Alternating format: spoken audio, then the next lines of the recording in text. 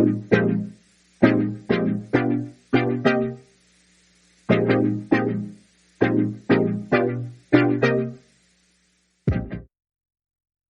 é o estudo das variadas formas de vida do meio subterrâneo. Aqui o que a gente vai falar hoje, um pouquinho. Então, a gente vai definir um pouco o que são cavernas, acredito que vocês já devem saber mais ou menos, devido a esse relatório. Entendendo as principais características, por que a gente estuda aqueles ambientes, por que ele é tão diferente, tão singular quando comparado aos ambientes de superfície. Os diferentes tipos de cavernas, então cavernas elas desenvolvem diferentes tipos de rocha, então tem diferentes características. O sistema de classificação de Shinner-Rakovitz aqui entra dentro desse sistema a palavra troglóbio, então é o sistema que a gente usa para poder classificar os animais que a gente encontra dentro de caverna. E para finalizar as ameaças antrópicas, né, de origem humana que acabam acometendo esses ambientes. Bom, então vamos definir caverna. Esse aqui, só para vocês já verem mais ou menos, é um bichinho de caverna, ele não é um troglóbio, é outra classificação que é troglófilo.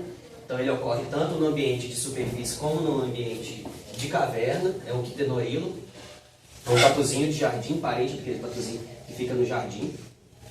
Alguém sabe definir o que é caverna? Não vai ler minha blusa, não. Ninguém? Um chute, gente, pode falar. Não? Oi? Pode falar alto. Depende. A grande maioria é. Não? Então, primeiro, qual que é a ciência que estuda as cavernas? Chama espeleologia, que vem do grego espelaio, que significa caverna. Então, eu definindo caverna, caverna nada mais é do que cavidades naturais subterrâneas. Então, são cavidades que estão embaixo do solo e que são formadas por processos naturais. E dentro da nossa legislação, das leis, ela tem que ser adentrável pelo homem, mas quando a gente pensa, né, cavidades adentráveis pelo homem, e quando a gente pega um bichinho, por exemplo, que a gente também, então, atualmente considera cavernas, são microfissuras também que permeiam o subsolo, que estão ali embaixo do solo, que também abrange uma série de organismos invertebrados, vertebrados, dentre outros. Então, é muito além do que cavidades naturais que são adentráveis pelo homem. Então, igual eu falei, é um componente de uma extensa rede de fissuras que está ali no solo. Então, tem cavernas que são conectadas por essas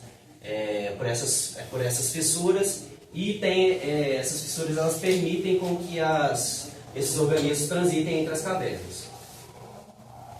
E uma característica das cavernas, antes de entrar nas características gerais mesmo, é que ela é relativamente simples e semi-isolada. Então a gente tem a boca da caverna e ela é semi-isolada, ela tem um isolamento parcial do ambiente de superfície com o ambiente subterrâneo, e isso traz uma série de consequências e que acabam definindo essas cavernas. Então, uma das principais características dos ambientes de caverna são, primeiro, oligotrofia. Alguém já ouviu falar sobre isso? Oligotrofia vem de pouca comida.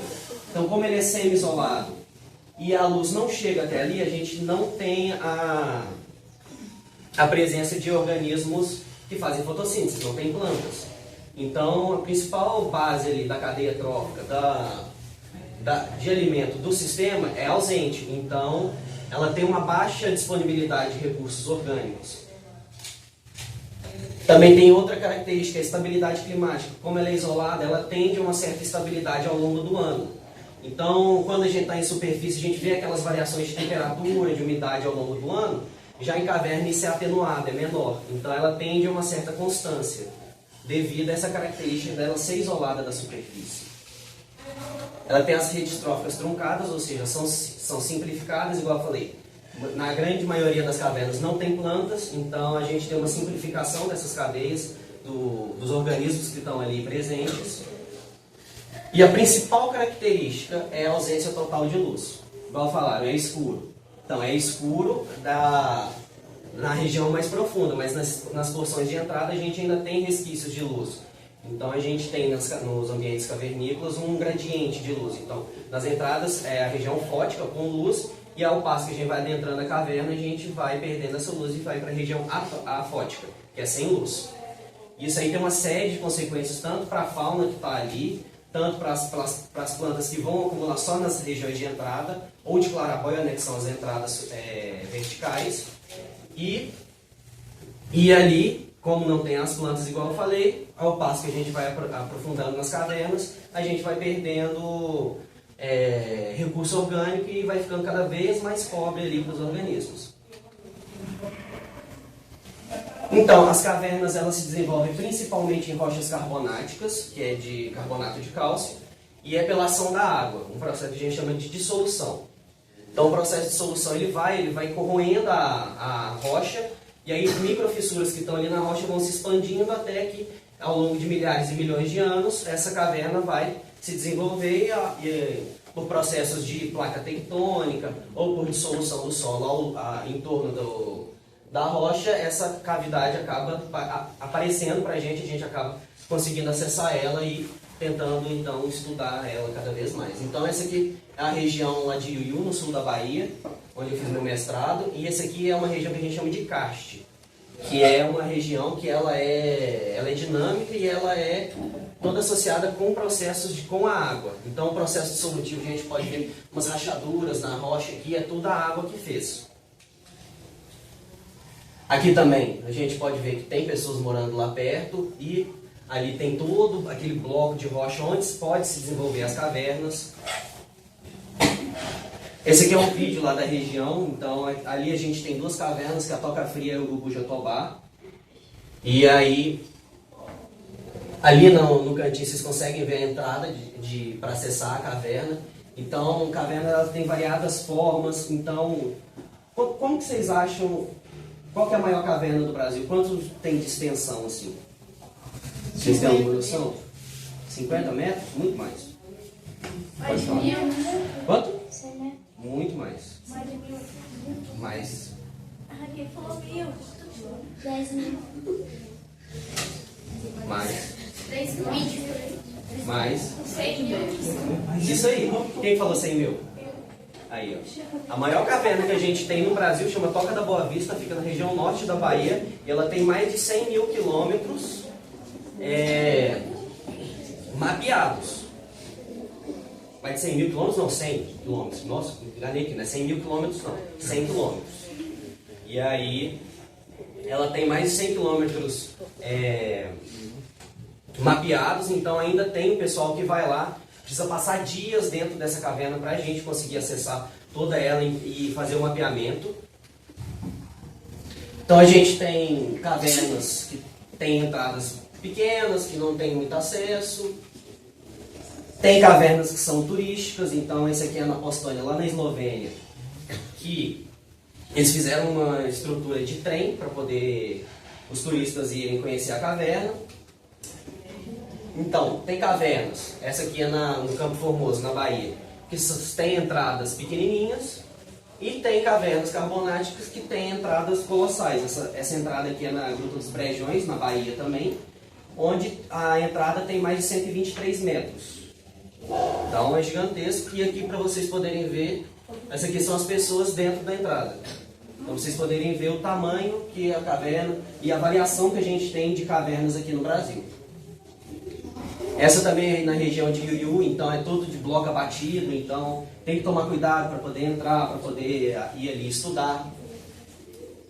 Esse é um salão, então a gente tem o que a gente chama de espeleotemas, que são esses depósitos químicos de carbonato ao longo de toda a caverna.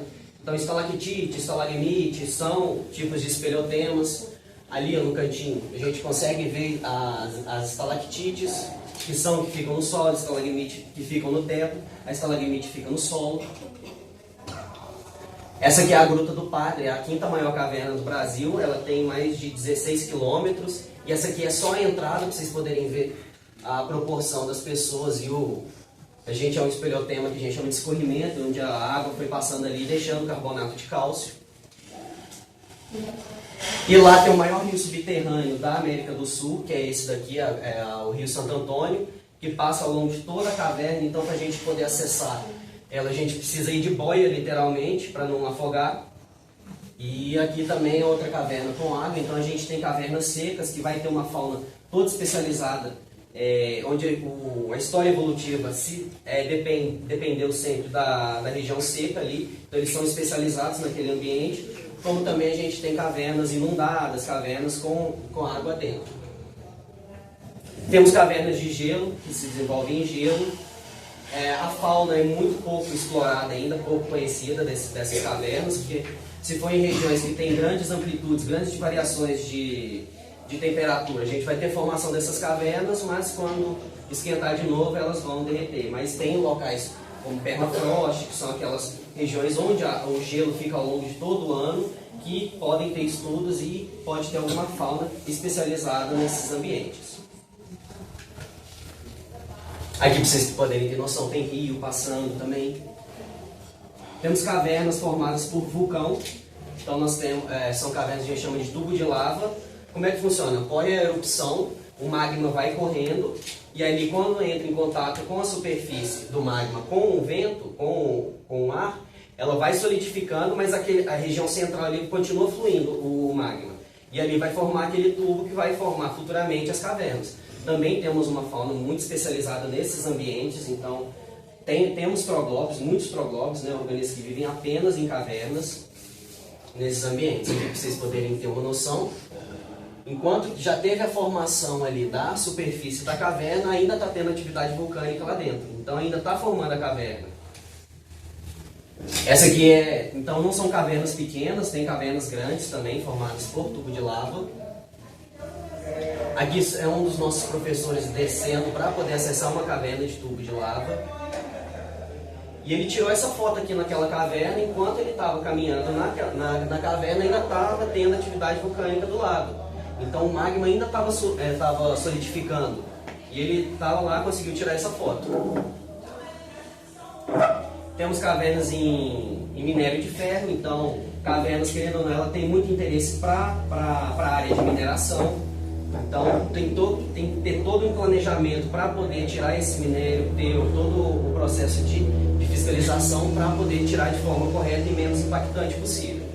Principalmente quando é minério de ferro, que é de grande interesse para as empresas, é importante ter todo esse estudo e detalhar detalhadamente e ainda conhecer essa fauna. Igual o professor falou, a gente tem muitas das espécies que não estão descritas ainda, então para qualquer processo de licenciamento a gente precisa da espécie estar descrita. Então quem trabalha com a descrição se chama taxonomista, então a gente precisa de taxonomista em determinados grupos para poder descrever e dessa forma tentar proteger as cavernas. Aqui é só um destaque para vocês poderem ver o minério de ferro. Aqui tem cavernas bem grandes que são formadas. Essa foto aqui foi tirada de um artiguinho bem bacana, que ele investigou questão de cocô de morcego.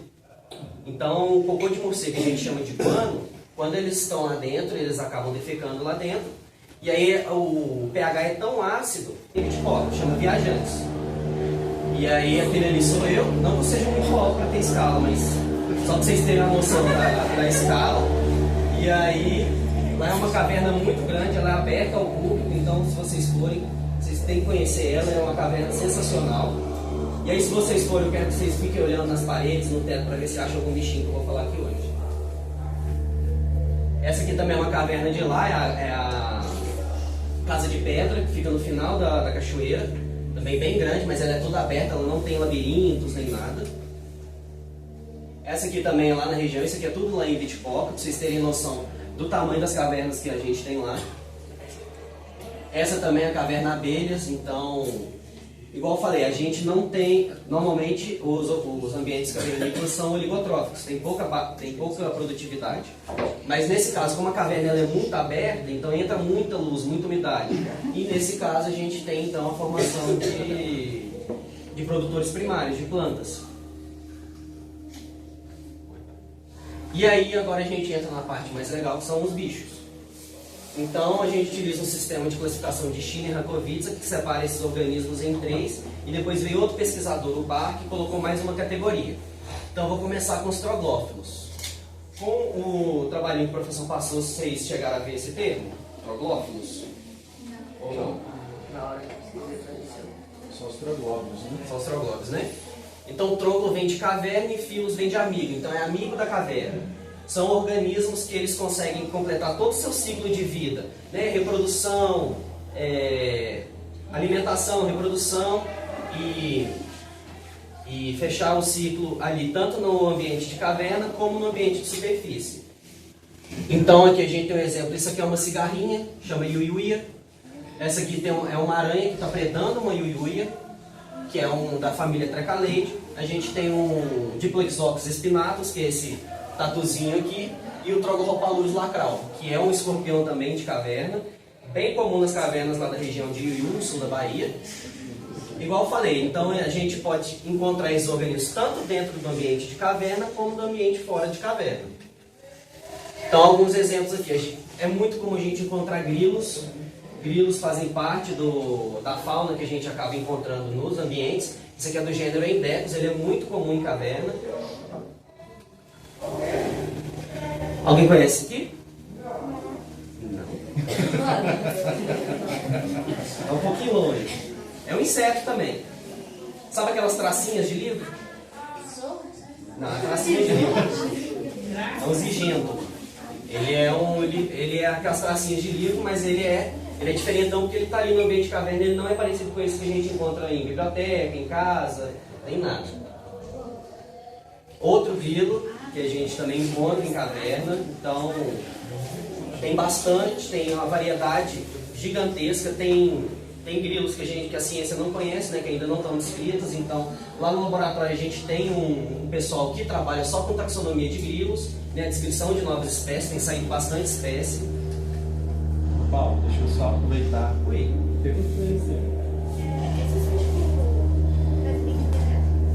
Esses não.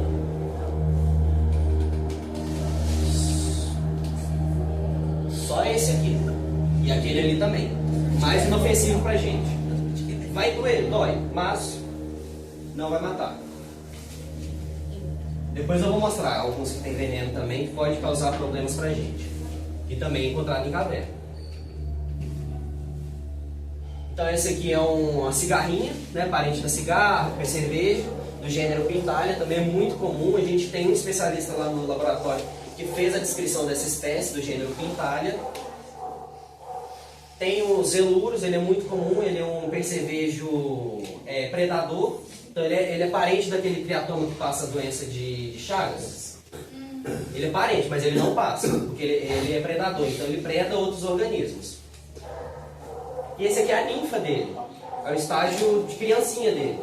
E aqui você pode ver que ele é meio áspero, né? Dá pra ver esse aspecto.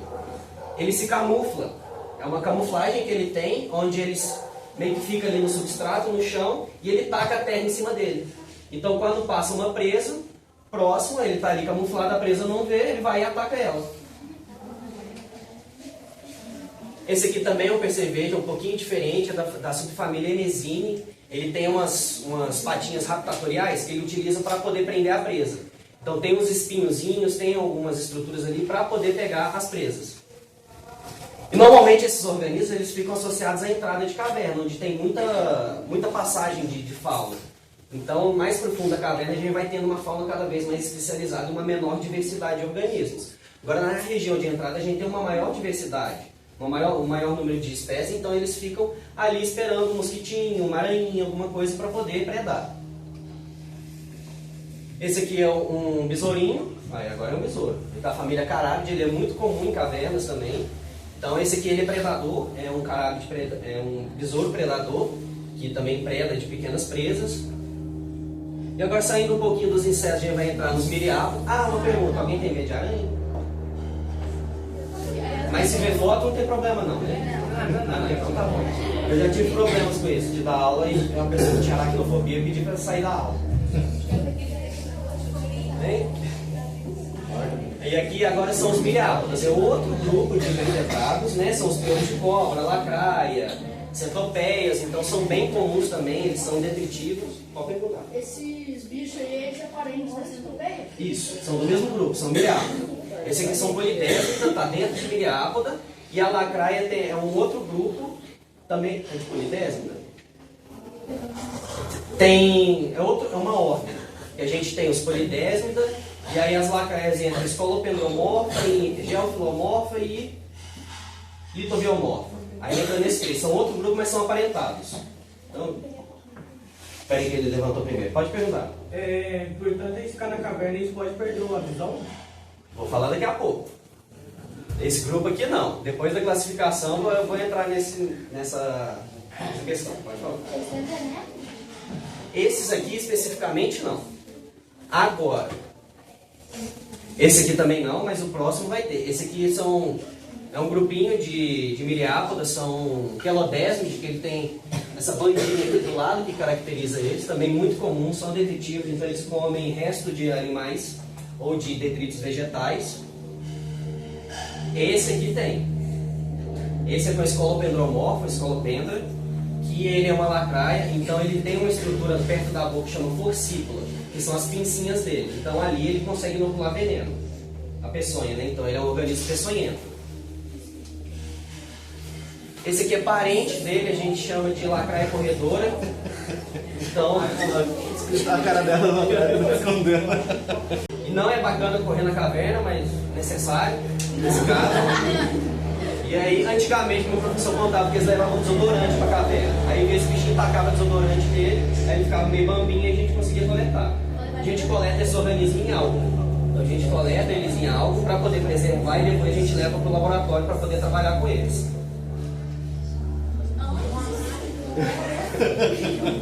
Mais um, vou passar rápido. Esse aqui também é outro gênero de Scutigeromorpha. Vamos ver. Agora ficou fofinho. Esse aqui é um quitenorilo, tatuzinho de jardim, parente daqueles lá que a gente acha na mata. Então ele é bem comum em caverna. Tem especialista lá no nosso laboratório que trabalha só com esses grupos.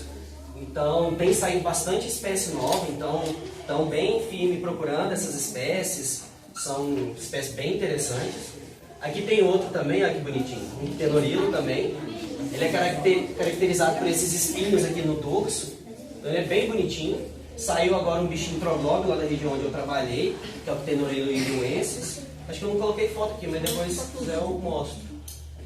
Tem esses aí que são maiores, é o Novo Mundo Niscos, que é um tatuzinho também comum em caverna.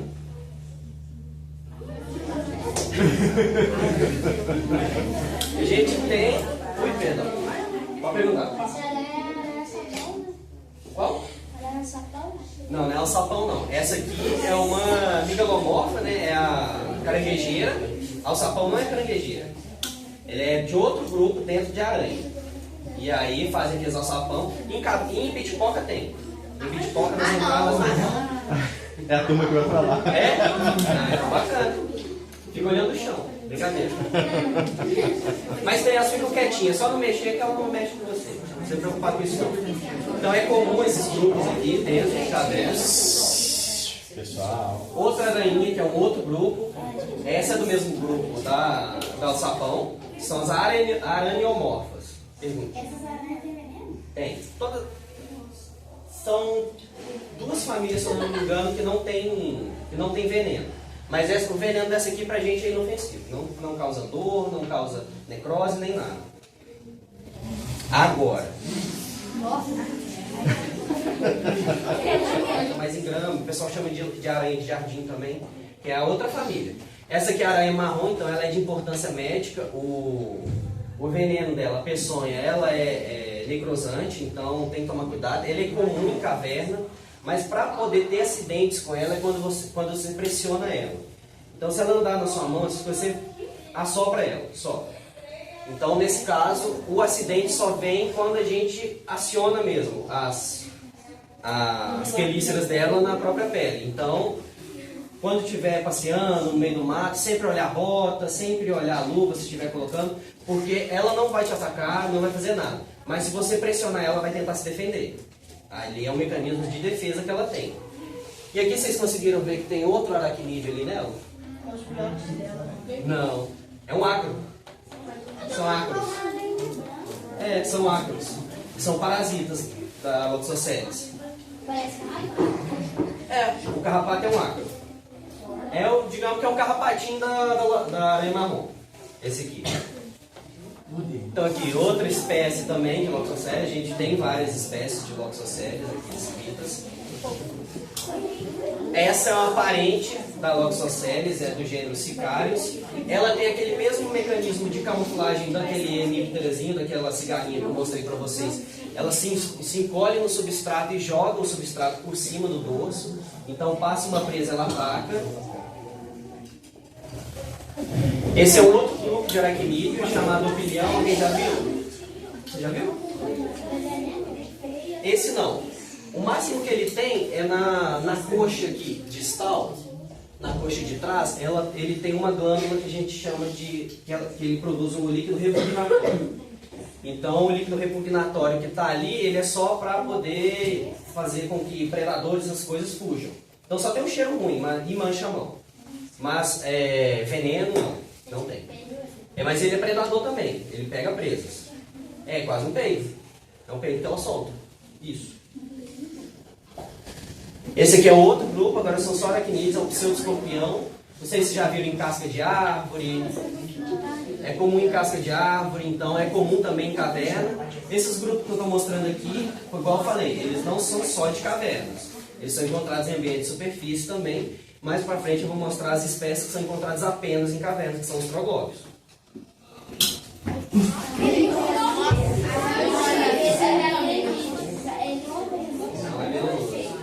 Alguém já viu isso aqui? Alguém já assistiu Harry Potter e o Cálice de Fogo?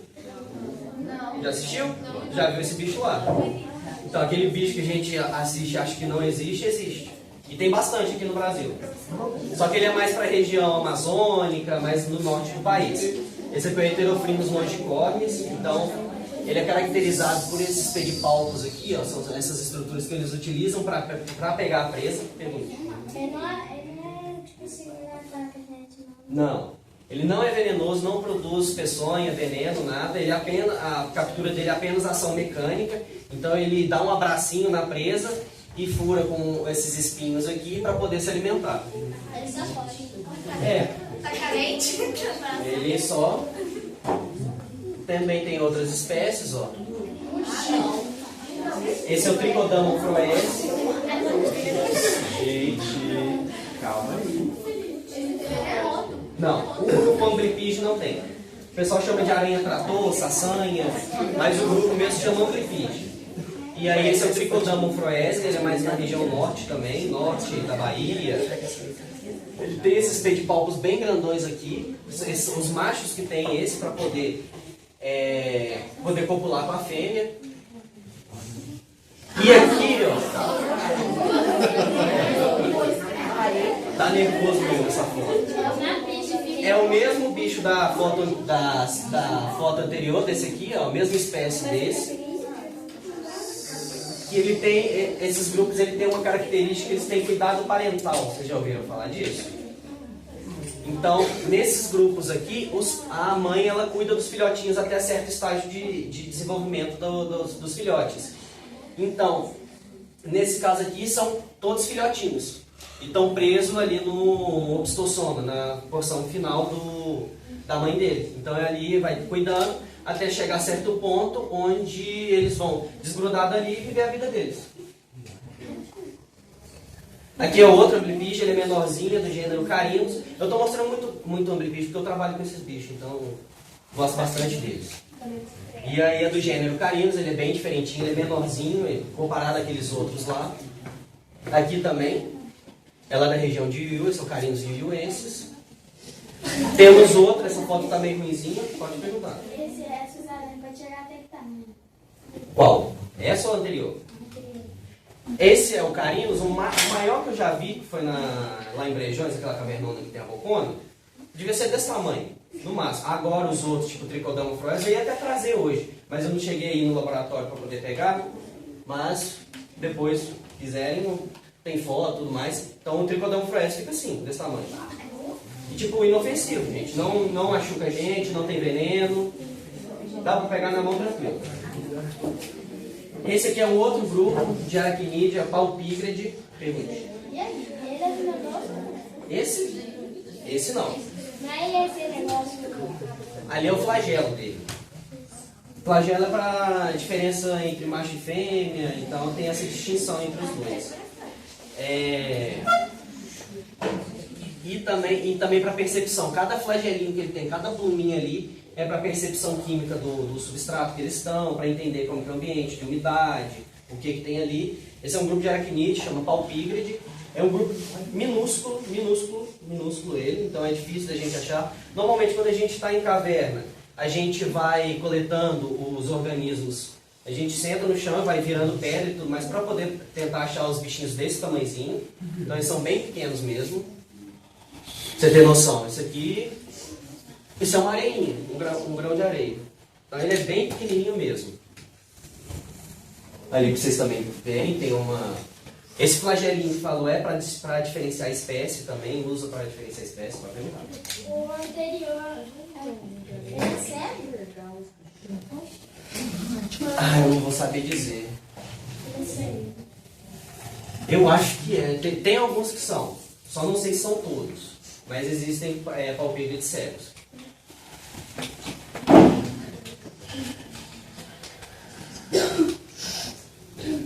A gente tem uns grupos que a gente chama de onicóforo, é um grupo diferentão. Ele é chamado de verme de felpudo. E aí ele ocorre nas cavernas também, são bem bonitinhos. Tem na região centro, ali em Mato Grosso do Sul, tem bastante lá. Diga. Ele não faz nada. Não.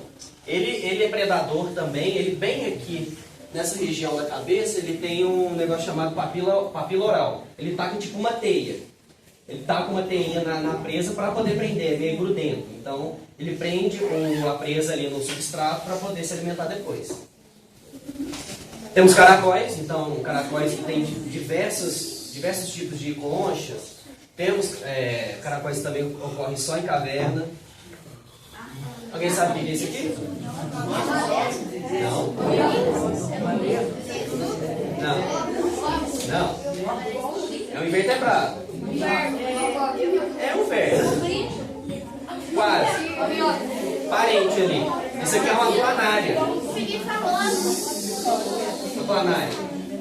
O Plateuminto, ele é um vermezinho também. Então a gente encontra em caverna, essa planária terrestre, ela é até bem comprida. A gente encontra em caverna, é bem comum. É característico dessa listrinha aqui do grupo dela, das parábolas. E aí a gente tem agora outra classificação que são os troglóxenos. Os troglóxenos, eles vivem no ambiente cavernícola, porém eles necessitam sair do ambiente, no ambiente de superfície, para poder fazer algum processo para completar seu ciclo de vida. Por exemplo, a gente tem os morcegos que utilizam a caverna como abrigo, mas para se alimentarem eles precisam sair do ambiente de caverna para se alimentar e depois voltam para o ambiente de caverna. A gente tem o mocol, que era o domo rupestre, que utiliza também para poder se abrigar dentro de cavernas e necessita sair para poder comer, porque ela é herbívora, para poder se alimentar e depois retorna. E uma característica bem importante, esses organismos são muito importantes para todo o ecossistema cavernícola, porque eles trazem alimento para o ambiente. Igual eu falei, ele é oligotrófico para o ambiente. Então, esses organismos vão lá, se alimentam, voltam para o ambiente cavernícola, trazem carcaça, defecam lá dentro, que acaba se tornando alimento para os organismos ali que vivem, para os invertebrados. Então, a gente tem os morcegos, que é o grupo mais característico de troglóxenos. Então, diga. Não, ele não é cego, mas a visão dele não é tão boa assim. Eles usam sonar, que é meio que eles vão estralando a língua, e aí formam um sonzinho, e aí quando aquele som bate na parede, ele retorna para ele, então ele consegue meio que visualizar o ambiente que está ali. É meio isso aí. Então a gente tem o Protópteros auritus, é um dos maiores morcegos aqui das Américas. Pergunta. Não tem morcego venenoso. Tem os hematófagos, que são os vampiros.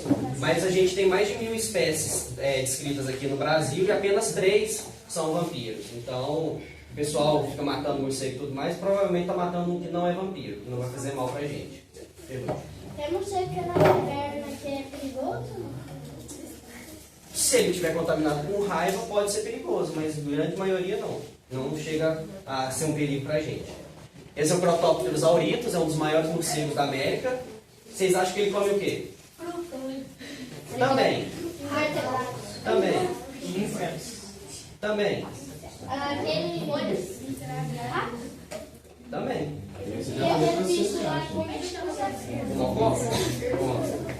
Ele come tudo, ele come até outros morcegos. Então ele é carnívoro, considerado carnívoro generalíssimo. De envergadura, não sei se são 70 centímetros. De envergadura é de uma ponta da asa até a outra.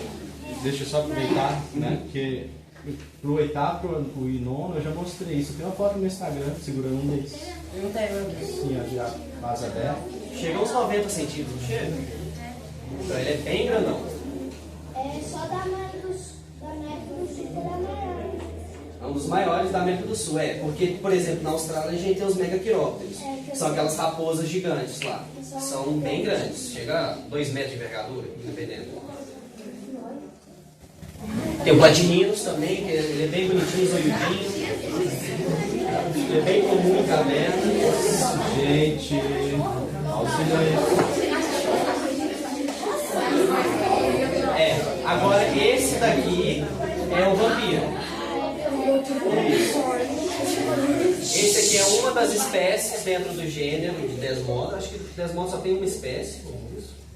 E aí a gente tem 3 gêneros no Brasil, que é o Desmos, Dífila e o outro eu não vou lembrar. Acho que é vampiro. Oi? Vampiro espectro, não. Não. São 3 gêneros que a gente tem aqui. Tá no slide do Dífila. Tá aqui, ó. Essas anotações. É Desmos, Dímios e Dífila. São esses 3 que ocorrem aqui e eles são vampiros. Ele vai se alimentar do sangue. Então, o que ele faz? Ele tem um dentinho, ele vai ali raspar na pele, ele não tem um canudinho, alguma coisa assim, ele rasga e fica lambendo o sangue que está saindo. Então, mas tipo, é quando o organismo está dormindo, essas coisas. Então, se entrar em caverna, ele não vai chegar, vai te morder, nem nada. Mas ele não vai transmitir nada, né? Se ele estiver contaminado e entrar em contato com o seu sangue, pode transmitir. Entendeu? Então, tipo, vocês estão aqui mais na zona rural e tudo mais, já vem bastante morcego. Então, você viu um morcego e viu que ele está meio bambinho, não está conseguindo voar, não encosta. Ele pode estar contaminado com algum vírus e que pode passar para você. Eu já vi morcego que você fez, tipo, dar um razão e fica voando. Esse tipo? É isso. Esse daí não é, tipo, contaminado. Não vou saber dizer. É porque a doença ele pode manifestar no organismo ou não.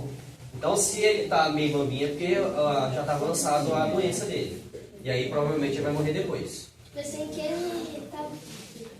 Eu já vi ele voando em volta da casa da minha avó e voar. E que ele bateu na parede e já está contaminado. Ou então ele se chocou mesmo e está meio bambinho do impacto.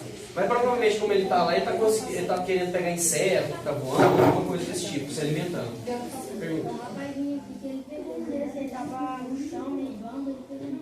Tem que tomar cuidado, porque quando ele está mais bambinho assim, ou ele está doente, ou então ele sofreu algum impacto, é difícil saber. Então é bom chamar alguém que entenda para poder ir lá fazer o resgate. A gente tem cavernas que a gente classifica então como hot caves ou bat caves, que são cavernas que apresentam uma colônia de morcegos gigantesca, questões de 10 mil indivíduos, 50 mil indivíduos, e ali, devido à presença, aquele calor que eles têm, acaba mudando toda a temperatura e a umidade dentro da caverna. Eu nunca fui em uma hot cave, uma bat cave, mas amigos meus que foram, falaram que é insuportável você ficar lá dentro. São câmaras que chegam a 50 graus, 52 graus Celsius, e como eles fazem cocô, xixi, tudo ali dentro, é muita amônia, então você não consegue respirar direito. Você fica 5 minutos no máximo lá dentro. Então tem que usar toda uma roupa especial para poder acessar esses ambientes. Eu tenho uma pergunta que é lá desde o início, as cavernas com água. Com água? Elas têm, tipo assim, alguns bichos que vivem dentro da água? Tem, a gente tem um organismo, depois eu vou mostrar também. Tem peixe que vive só em caverna, tem camarãozinho, depois eu vou mostrar um camarão muito bacana, que ele fica mais de 5 anos sem se alimentar. Depois eu vou mostrar a foto pra vocês. Aí, ó, a fofofão. Fofão. E aí, esse aqui é um andorinhão de coleira branca. Ele vive na região de entrada de caverna, então é importante porque ele utiliza como abrigo, mas também ele acaba defecando ou trazendo carcaças que ali acabam sendo importantes para os organismos que estão ali vivendo. Tem a suindara. Tem a suindara, que é essa coruja que também ela traz, só um segundo, que ela traz carcaças, como ela come vertebrados, pequenos ratos e tudo mais. Ela come tudo e depois regurgita. Então essa regurgitação traz alimento para a caverna, que é importante para os invertebrados. O que acontece? É a comida. Acho que não. Alguns podem até comer, mas é mais comum o roedor, né? É mais roedor. É que as no redor com raio. Ela fica com raio ou não? Não. Peraí que ele pergunta primeiro. Meu pai já tirou uma foto. Tá assim, os filhotinhos, tudo branco. Não, esse bicho é lindo. Até que não é tão comum assim, mas a gente encontra na entrada de caverna. Aqui na quadra, umas suindaras vêm. Tem É, aqui? apareceu uma um tempo atrás, aí eles estavam coletando os regurgitos pra mim. Ah, que bacana. É muito lindinho esse bicho.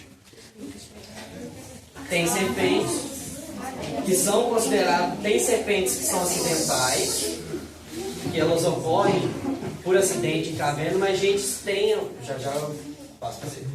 Tem uma...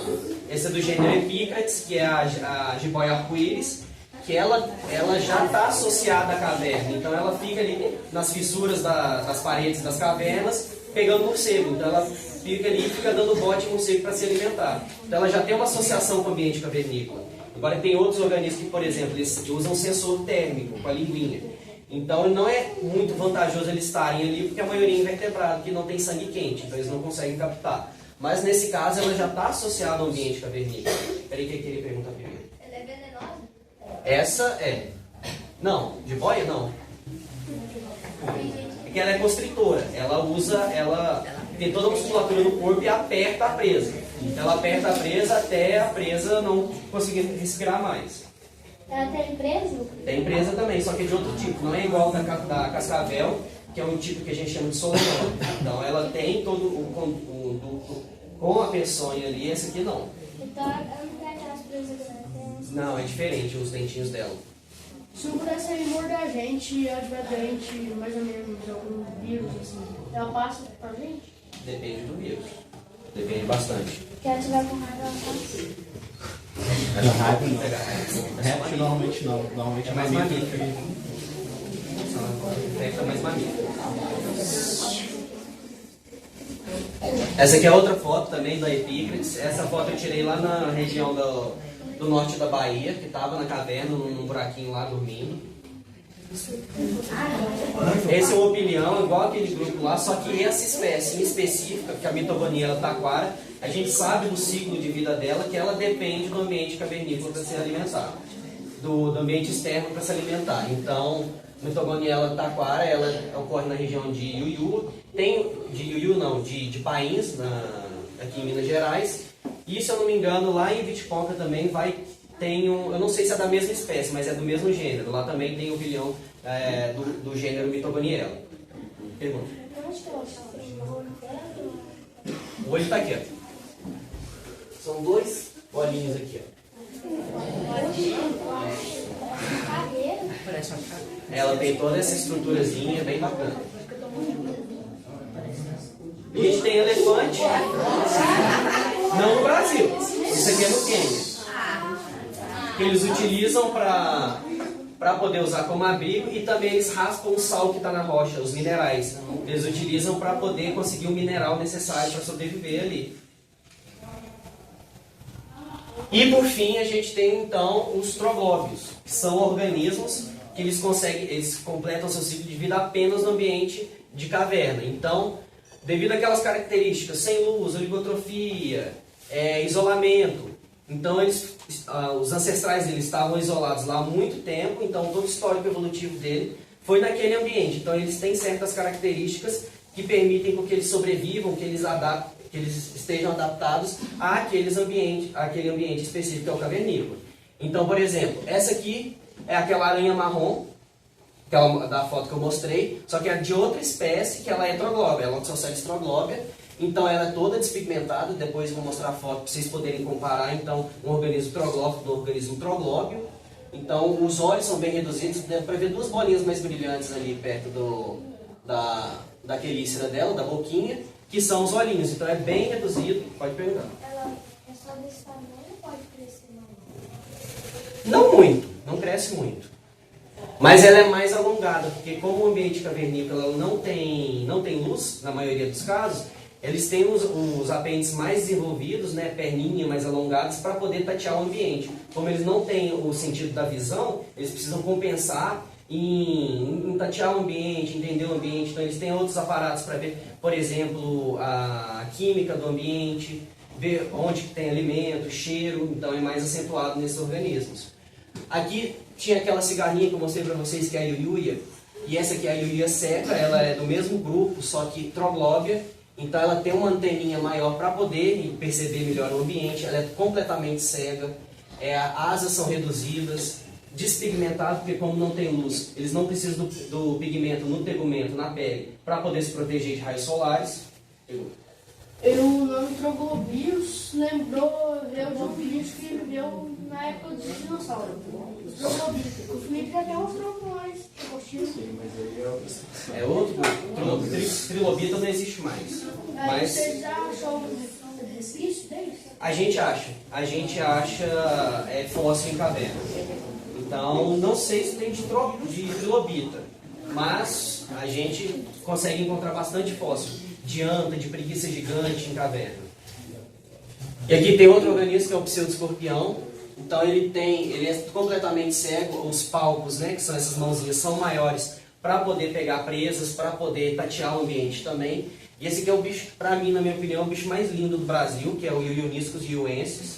Que ele é um tatuzinho, igual daquele tatuzinho de jardim, só que como ele é troglóbio, ele está no ambiente de cavernícola, ele é todo despigmentado, ele tem essas projeções aqui laterais. A gente ainda não entende porque a gente precisa estudar mais para ver se é para proteção. Tem pessoal que fala que é porque eles são muito pequenininhos, serve para quebrar a superfície da água, para eles não ficarem presos em gotas, em poças d'água. E agora são as fotos. Esse aqui é um besouro, lá da Eslovênia, o Leptodilus roquemort. Ele foi o primeiro organismo cavernícola invertebrado a ser descrito, lá em 1875, 45, alguma coisa assim. Então ele foi o primeiro organismo invertebrado a ser descrito. Pode perguntar. Mas parece que eu não vou fazer na qual que não besouro. Por causa de certas características. Ele tem isso aqui, ó. Essa estrutura aqui em cima, que seria a barriguinha dele, a gente chama de hélito. Então só os coleópteros, que são os besouros, têm essa estrutura. Então a gente segue uma série de características para ver qual o grupo que ele se encaixa. Entendeu? E aqui a gente pode ver que ele é completamente cego, o tamanho da antena, a cor também, ele é completamente despigmentado, essa cor é só do tegumento mesmo, não tem o pigmento utilizado para proteção de raios solares ou algo do tipo. Esse também é do mesmo grupo, é um carábide. E é um besouro também, esse é o Corazufi caatinga, ele é aqui do Brasil. Então vocês podem ver também completamente cego, antenas maiores, eles têm essas projeçõezinhas aqui que são pelinhos para poder entender o ambiente, passar no substrato e ver o que tem ali, ver. Esse aqui é um grupo parente dos insetos, esses insetos eles estão dentro dos ectognatas, esse aqui é um entognata, é um colêmbula. Não sei se vocês já viram revirando terra, essas coisas, uns bichinhos pulando, uns bichinhos branquinhos. Então eles são bem pequenininhos, então ele é troglóbio também. Para vocês poderem ver o tamanho da antena, é quase que o dobro do corpo dele. Então são bichos interessantes também. Esse aqui é um dos... Isso é um Nicoletiide, é uma família de traça também. Lembra da traça que eu perguntei lá no começo? Então é um parente também, só que esse ocorre só em caverna. Então só para vocês poderem ter noção de como que é o alongamento de apêndices, é o dobro, triplo do tamanho do corpo dele, para literalmente ficar tateando o ambiente. Ele tem esses cercos aqui para poder também tatear o ambiente. Esse aqui é a característica do grupo, igual você perguntou. Como que a gente sabe que ele é um organismo bem diferente? Por causa dessas características. Só esse grupo que tem esses cercos, esses 3 cercos aqui no final do abdômen. Ele mora em caverna grande, né? Pra ter essa Não necessariamente. Eles podem utilizar fissuras entre uma caverna e outra para poder se locomover entre elas. Então, eles adentram em fissuras, eles ficam ali também. Podem usar como abrigo. Então, não necessariamente em ambientes tão abertos assim. Mas ele levantou um ponto interessante, porque a gente tem organismos que a gente chama de endogeomórficos, que vivem nesses espaços mais confinados, que eles vão ter essa característica de serem menores, de não ter tanto o alongamento dos apêndices. E agora em caverna ele tem essa tendência, que são os hipogeomórficos, que eles vivem embaixo do solo. Então, ambientes de caverna. E aí, como é um ambiente maior, eles podem ter essas estruturas maiorzinhas para poder se locomover com facilidade. Entendeu? Barata. A gente tem barata de caverna. Então, essa aqui a gente só tem uma espécie de barata descrita para caverna aqui no Brasil. Então, falta especialista para poder descrever. Essa Lentoblata camargoi. Ela acontece lá na região do Campo Formoso, na Bahia. E para vocês poderem ver, é completamente cega. Então vocês podem ver que ela é mais despigmentada. A asa, como eles não voam em ambiente de caverna, porque senão eles vão trombar na parede toda hora, ao longo da história evolutiva eles foram reduzindo essa asinha aqui. Então eles têm a asa mais compactada, completamente cegos. Era por um olho gigantesco que está aqui, mas não tem. Ela é completamente cega porque é de caverna. Esse é o Ioniscus iuensis, que eu mostrei lá no começo. E ele é interessante, saiu um artigo dele que ele está no ambiente de caverna e ele faz um casulinho de barro para poder fazer equidise, trocar o esqueletinho dele. Então, eu não trouxe a foto, mas eles montam um casulinho mesmo, ficam lá dentro, passam por todo o processo de troca da pele, e aí primeiro eles trocam metade do corpo, aí vê se o ambiente está propício ainda para continuar, porque se não tiver predador nem nada, eles continuam e tiram o resto da equidise e trocam, né, de pele. Que são esses organismos aqui. Então, eles aqui já são adultos, então o tegumento está todo feito, e aí eles são característicos por essas projeções aqui, completamente cegos. Eles andam em grupo? Sim, andam com bastante indivíduos. E aí eles estão também associados a outra espécie. Normalmente quando a gente foi na caverna Catabocas, lá em Iuiú, ela está sempre associada a uma outra espécie de tatuzinho. Então tem essa questão de compartilhamento do ambiente ali com outra espécie do grupo próximo. Esse aqui é um camarãozinho, Speleogamarus titã. Perguntaram se existe organismo em água de caverna. Tem, esse aqui é aquático. Então ele também completamente cego, despigmentado, apêndices bem maiores. Pergunte. Esse caverna não tem bicho grande, né? Pode ter. Deixa eu ver. Tem invertebrados bem grandes, por exemplo. Tem lacraia, tem lacraia que é troglómia também, que é só de caverna. Nada coisinha malzinha. O quê? Rosinha, aonde? Na perninha? Não, não é. É pra dentro da Pode vir, mostrar onde que é. Ah, tá, não, isso aqui é a pele dele. É o tegumento, que fica meio iridescente, fica com essa corzinha assim por causa do flash, que a gente tira foto e tudo mais. Esse aqui é o Troglocaris, que é o camarão que eu falei que fica até 5 anos sem se alimentar. Então, devido a essa característica de oligotrofia, de pouco alimento no ambiente, eles têm certas características, até mesmo fisiológicas, né, dentro deles, que permitem com que eles passem por um grande período de escassez de alimento.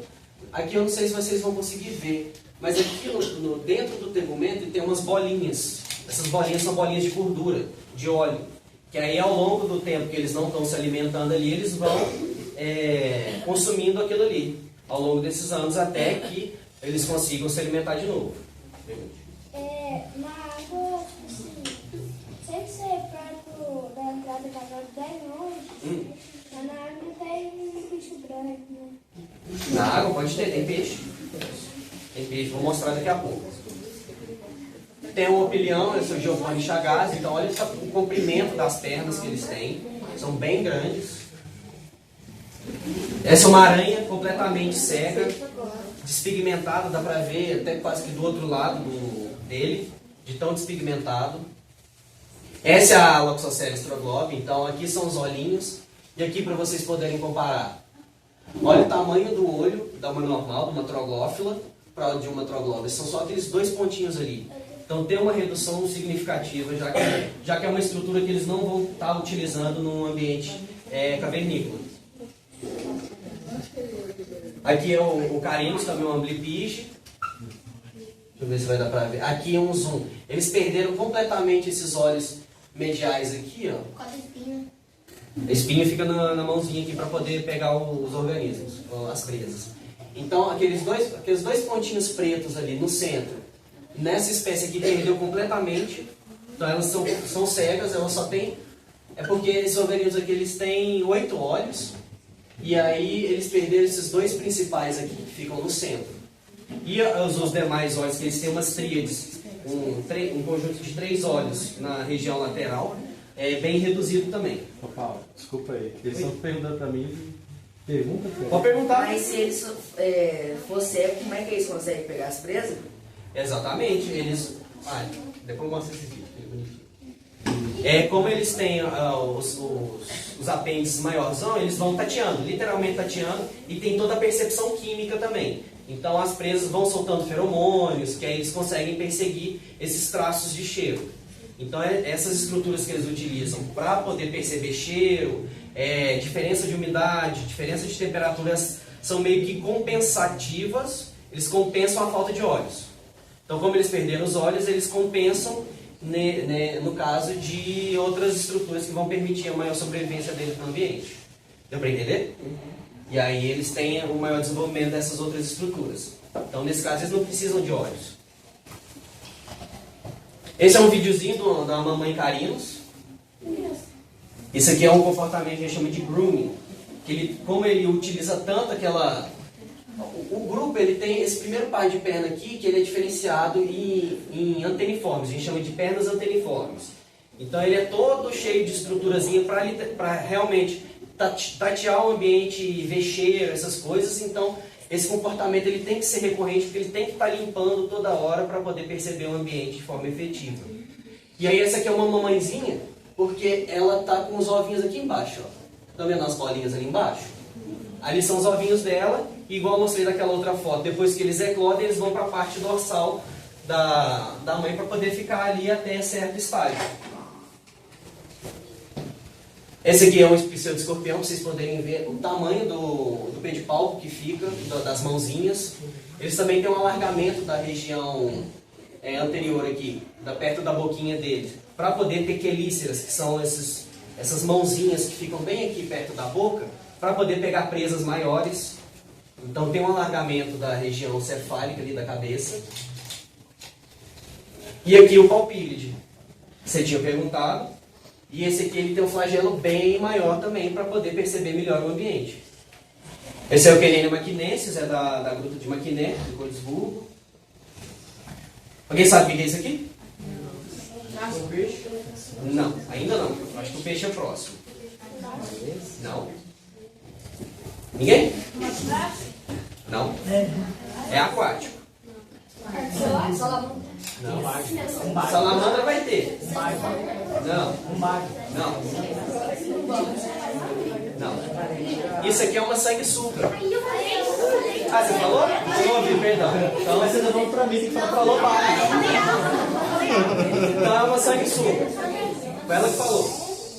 E aí é troglóbia também, então completamente despigmentado. Não sei se já viram sanguessuga em riacho, essas coisas. Normalmente elas são mais pigmentadas, não tem essas projeções aqui, ó. Essa tem as projeções para fixar no substrato, as ventosas também para fixar no substrato. Esse é aquele grupinho que eu falei que é o Onicófora. É o Peripatops alba, esse aqui é da África do Sul. Só para vocês poderem comparar, olha a diferença de pigmento. Então realmente zero pigmento nesses organismos. Pode falar. A questão de suga lá peixes? Não, aquele ali é de detrito. É que a maioria dos grupos é chamado de sanguessuga porque o humano quis falar que é só porque me causou aqui e bebeu meu sangue, eu vou chamar de sanguessuga tudo. Mas a maioria das espécies que estão dentro de sanguessuga, eles são detritívoros. Eles comem restos de comida. Então eles vão raspando o substrato ali e vão se alimentando. A maioria das espécies. Há uma minoria que se alimenta de sangue. Aí pode ser parasita de peixe, pode ir no humano também. Pode perguntar. Até que tamanho uma sanguessuga pode chegar? Depende muito da espécie. Tem sanguessuga grande, tem sanguessuga pequenininha. Então vai depender muito da espécie. São diversas espécies. Esse aqui também é do mesmo grupo, Epiperipatos. Esse aqui é da região de Bonito, no Mato Grosso do Sul. Então também é bem despigmentado. Ainda tem alguns resquícios de olhinhos, mas ainda é mais subdesenvolvido, né? Vocês poderem comparar, aqui não tem resquício nenhum de olho desse aqui. E agora a salamandra. Essa é a axolote. Ela é lá dos Estados Unidos, é bem famosa, mas a que trouxe mesmo fama para a biologia subterrânea, para os estudos em cavernas, foi essa aqui. Esse é o Proteus anguinus. Ele foi o primeiro vertebrado, o primeiro organismo de caverna a ser descrito. Aquele lá que eu falei que é o besouro, ele foi o primeiro invertebrado. Esse aqui foi o primeiro mesmo a ser descrito. E ele ficou famoso na era medieval, acho que tem mais foto dele. Então, completamente cego.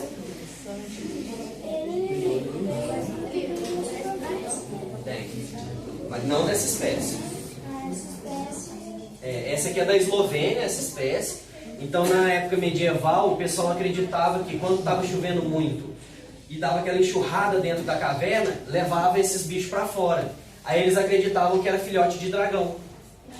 E aí eles não entravam na caverna com medo de ter dragão lá dentro, por causa desses organismos aqui. A gente tem peixe prolóbio, então eles são completamente cegos, não tem pigmento. Uma estrutura que eles têm na região lateral do corpo, chama linha lateral, ela é mais desenvolvida para realmente perceber melhor o ambiente. Pode perguntar.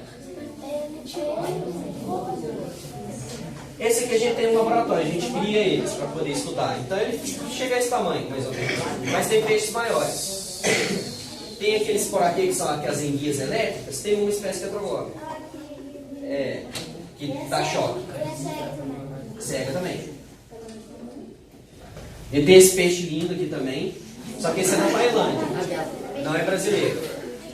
Então a gente chama ele de peixe anjo, devido a essas nadadeiras e tudo mais. E agora, a última classificação que foi colocada por último é a classificação de Barr, que são os acidentais, que são aqueles organismos que adentram a caverna, não possuem nenhum aparato, uma característica que permita eles sobreviver àquele ambiente, eles acabam ficando perdidos ali, não conseguem sair e muito provavelmente acabam morrendo lá dentro. Deixa eu perguntar. O bicho passado é veneno? Não. É peixe, ele não tem veneno, isso aqui literalmente que você está conseguindo ver é a musculatura dele, de tão transparente que ele é. Então os acidentais, então a gente tem as demais serpentes, tirando a Epícrates, né, a jiboia arco-íris, que ela já tem uma associação muito boa com o ambiente cavernícola, então a gente já classifica ela como troglóxena. Tem perereca, rã, sapo, e essa aqui é a Filomedusa, é a cambô. Tem alguns indígenas que utilizam para rituais e tudo mais. Então ela não tem nenhum aparato para ficar ali no ambiente cavernícola, principalmente ambiente cavernícola seco, porque eles dependem de água, né, como são anfíbios, eles dependem de água para reprodução e a umidade da pele também, como é um tegumento muito fino, eles acabam perdendo bastante água. Pode perguntar. Esse tem. O veneno dela é na pele. Então ela não é um sapo que tem aquelas glândulas atrás da cabeça. Ela é perereca, então ela tem na pele. O veneno é na pele. O veneno é mortal? Em quantidades grandes tem os indígenas, eu não sei se é da Amazônia, que eles fazem ritual com o veneno desse perereca. eles fazem tipo uma queimadura aqui, aí é todo um ritual religioso que eles utilizam o veneno dessa espécie aqui. Pode perguntar. Solta. É que elas têm as ventosinhas, mas não fica fixas assim. Ela tem essas ventosas aqui, ó, para poder grudar na superfície. Aqui é a coral, então é diferente da epícaris. Ela não está realmente associada ao ambiente.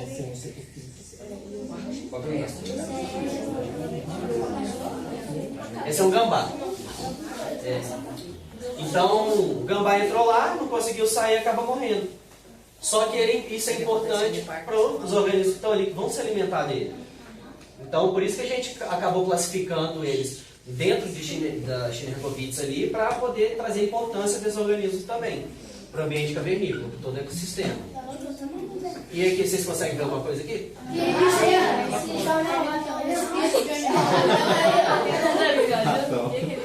Agora é um cachorro.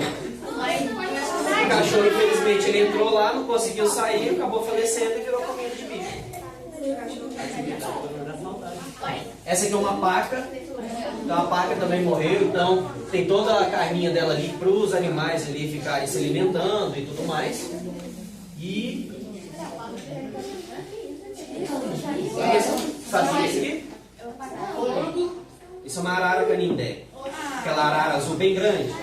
Também encontrada em caverna, que acabou entrando lá e não conseguiu sair. Esse é um besouro, não sei se vocês já viram aqui, que é serrapau. Não.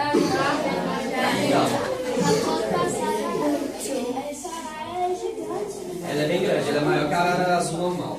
A arara vermelha, ela é bem maior.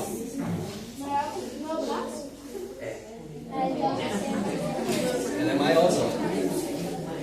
Então a gente tem o serrapau, o estágio larval dela, ela depende de estar dentro de toras de madeira que se alimentam de material vegetal, de madeira e tudo mais. Então, às vezes ocorrem enxurradas para dentro da caverna e aí esses organismos estão dentro de troncos, acabam sendo levados para lá, a fase adulta acaba se desenvolvendo lá, mas como a fase adulta também depende de material vegetal, muito provavelmente eles vão morrer lá dentro.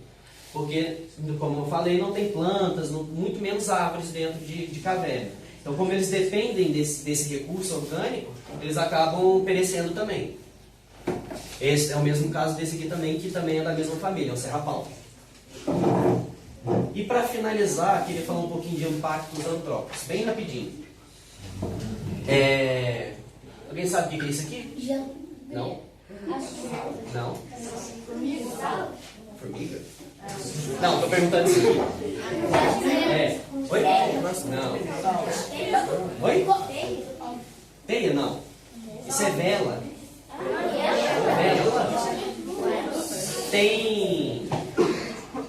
Tem cavernas que o pessoal adentra lá, eles fazem igrejas dentro das cavernas, eles fazem restaurantes, depois eu vou mostrar algumas fotos. Tem uma vila na China que a vila inteira ela é dentro de uma caverna, construíram uma vila lá, de forma ilegal, obviamente, aí traz uma série de perigos, tanto para os humanos como para os organismos que vivem ali. Esse aqui é um dos casos, onde a caverna ela tem uma igreja lá dentro, então ocorrem procissões e tudo mais, e o pessoal com vela acaba deixando lá e acaba virando comida desses bichos aqui. Então isso acaba não sendo... Bom Jesus da Lapa. Bom Jesus, eu não sei se é de Bom Jesus da Lapa, mas tem uma foto de Bom Jesus da Lapa aqui. Bom Jesus da Lapa fica na Bahia, onde eles fizeram uma igreja lá também. Então tem procissão, tem bastante coisa lá. E acaba trazendo um impacto gigantesco para a fauna ali toda associada. Aqui, por exemplo, é literalmente a igreja que fizeram dentro da caverna. Então a gente consegue ver as estalactites, as paredes. Então isso acaba trazendo um impacto gigantesco para a fauna. Acaba afugentando morcegos que utilizavam aquele ambiente ali como abrigo. Pode perguntar.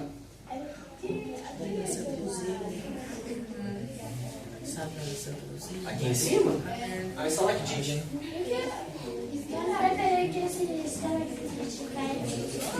Pode ter. Essa semana foi um pessoal também lá no laboratório e fizeram a mesma pergunta quando eu mostrei a foto do restaurante. Tem um restaurante onde a restaurante foi vendendo a caverna, ela perguntou se não tinha perigo. Eu falei, lógico que tem. Tem perigo, mas o pessoal não está nem aí. Eles entraram de forma ilegal lá. Também escravos não. Mas por que acontece esses estalactites? As estalactites, elas são a gente chama de deposições químicas. A água ela vai percolando ali a rocha, vai pegando carbonato de cálcio que está na rocha, que é o mineral, e aí quando a água evapora e tudo mais, esse mineral ele vai meio que cristalizando. E aí ele vai formando essas estruturas. Aí no meio dela tem uma estrutura que a gente chama de canal de refresco. E aí a água vai passando ali e uma hora esse canal de refresco ele entope. Aí quando ele entope, aí a estalactite começa a crescer para o lado. Então por isso tem mais finas, tem as maiorzinhas ali do lado. É quando esse canal ele entope e aí começa a cair água com o carbonato de cálcio cristalizando mais ao redor. Aqui é o morceguinho que está na fiação. Então é uma iluminação artificial que colocaram na caverna. Então tem uma série de perigos para quando a gente impacta uma caverna que tem morcegos. Por exemplo, igual eu falei, a caverna ela serve como abrigo para esses organismos. Então eles fazem controles de praga, de lavouras e tudo mais. Eles fazem a dispersão de sementes, então fazem a polinização e aí acabam afugentando ali então a tendência daquela região que está ao redor ali, de ter mais praga agrícola, de ter pouca floresta que não está sendo mais, as sementes não estão sendo mais dissipadas pelos morcegos, acaba aumentando. Esse morcego é que você falou que é canibal? Não, esse é outra espécie. Esse é o filostomide, ele tem uma folhinha no nariz aqui, ó. Ele tem esse aqui é um grupo, mas não é o mesmo grupo do Protópolis. Pode perguntar. Tem perigo do morcego comer a fiação? É porque aqui as aves, as cocotas, elas comem a fiação das casas. Não, eu acho que não. Acredito que não. Não é um problema nesse sentido. É mais a fiação ser um problema para ele do que ele para a fiação. Essa aqui é a vila que eu falei, então fizeram quadras lá, escolinhas, fizeram literalmente uma vila dentro da caverna. Então acaba impactando toda aquela região, compactando o solo. Então as poucas plantas que conseguiriam se estabelecer ali já não vão estabelecer porque o solo está compactado, então não vai ter espaço para a raiz crescer. Lixo, é muito comum ter muito lixo em caverna, então principalmente de turismo também, o pessoal que não tem consciência, eles acabam entrando nas cavernas e colocando lixo e tudo mais. As cavernas, mais passado, não tem sido uma pedra no teto, tipo assim, tem, isso? Sim, tem toda a parte de tectonismo, pode ter terremotos e tudo mais que vão acabar destabilizando aquela rocha ali e pode ter a queda de rocha. Então, às vezes a gente está entrando em caverna, a gente consegue identificar uma rocha que caiu recentemente, então quando a gente vê isso, a gente já evita aquele local. Então tem que ter toda essa preocupação, e sempre de capacete. Mas pode cair do nada, né? Tipo, Pode. sem acontecer nada. Pode, porque querendo ou não, a rocha está toda hora ali com água, vai deteriorando, então em algum momento pode cair, e é nesses processos de queda de rocha que vai aumentando os salões das cavernas. Mineração. Então mineração é o principal causador da destruição de cavernas, então por isso da importância da taxonomia, né, da descrição de novas espécies, uma vez que para poder proteger essas regiões da mineração a gente precisa conhecer as espécies, essas espécies precisam ser conhecidas pela ciência, e ela é só conhecida para a ciência a partir da descrição dela, quando ela recebe um nome, então precisa ter um trabalho para a descrição dessas espécies. E, querendo ou não, para a mineração tem que ter todo um trabalho de licenciamento ambiental para tentar reduzir ao máximo o impacto, tanto para os ambientes de superfície, floresta, tanto para o ambiente de caverna. E é nesses processos aqui que a gente tem as minas também, essa aqui a gente chama de minas abertas, né? Então tem aquelas cavas grandes que vão sendo cavadas e tudo mais. E a gente tem as minas, né, principalmente de antigamente, que eram feitas pelos mineradores, iam pegando minerais, principalmente ouro. E aí, como ela era um local que não estava acessível à fauna, depois dessa abertura, ela pôde ser colonizada por uma fauna. Então também tem uma fauna especializada, Mas provavelmente troglóbios não vão ter, porque eles não tiveram tempo suficiente para se especializarem ali. Então, são organismos que vieram de fora e colonizaram. Então, a gente não tem uma fauna especializada dentro de minas que foram abertas pelo homem. Então, a gente comumente chama de caverna ali, mas igual lembrando lá no começo, cavernas são de formação natural. Então, minas não acabam entrando na classificação certa de cavernas. E é isso, gente. Tá meu contato, se alguém quiser. Tem o meu Instagram, que eu posto bastante coisa sobre cavernas, sobre o trabalho lá no laboratório. E tem também o Instagram do laboratório, se vocês quiserem conhecer. Tem um site também, que é só colocar Biologia Subterrânea no Google que vai aparecer. No Instagram é Sebs_Biologia Subterrânea. E é isso. Vocês têm dúvidas? Mais perguntas? Pode ir.